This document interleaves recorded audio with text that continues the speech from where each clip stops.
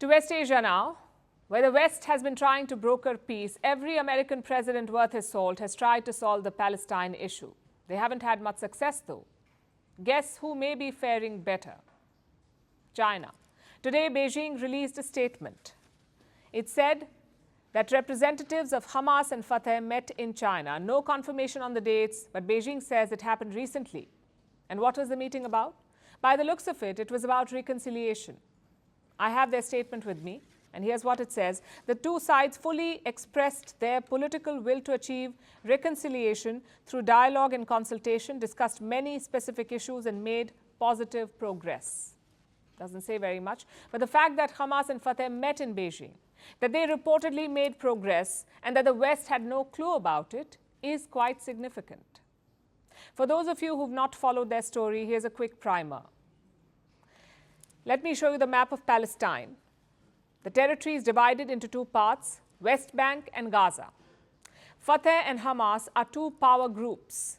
Fatah rules the West Bank and Hamas controls Gaza. This political split happened in the year 2006. That's when elections happened in Palestine. The last election that happened in Palestine in 2006. So it was 18 years ago. The people of Gaza voted for Hamas. The people of the West Bank voted for Fatah. Then Fatah tried to broker a power-sharing agreement. It did not work. Fighting broke out. And since 2007, they've had their own turfs. Fatah has been relegated to the West Bank. Hamas had Gaza. And this also led to a lot of confusion because Hamas is seen as a terrorist organization by many, especially in the West. So when they talk Palestine, when they talk about Palestine, they talk to Fatah. No communication with Hamas. But that's what the Western players do. China makes no such distinction. They have historical ties with the Palestinians. It started with Mao Zedong. During his rule, China armed and trained Palestinian resistance groups. Since the 1960s, Beijing has maintained ties with them. First, it was the Fatah, then it was the Hamas. Between the late 1960s and early 1970s, Beijing provided $5 million to these groups. Later, as China's ties with Israel improved, their support to Palestinians dried up. Then came another realignment. This was in 2006. Beijing invited Mahmoud al-Zahir to a China-Arab Cooperation Summit.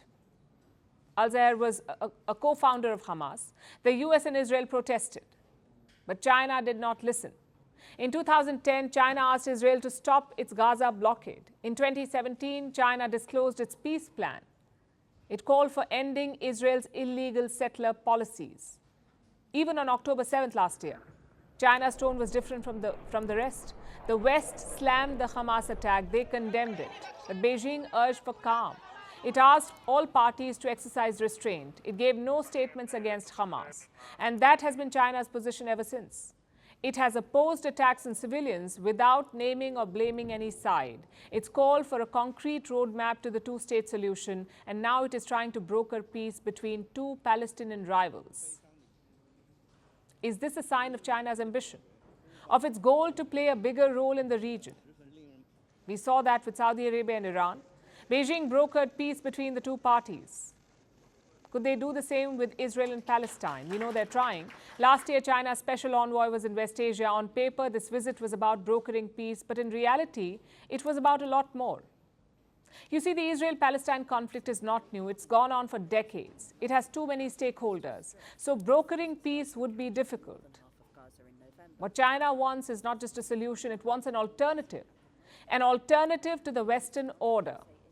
It wants to show that it is sympathetic to the Palestinian cause. It wants to win the trust of the Arab world. Beijing wants to be seen as a power in West Asia, similar to America, but a better one. Having said that, the Israel-Palestine conflict is very different from the Iran-Saudi one, and China has little leverage here. But for the moment, it's making all the right moves.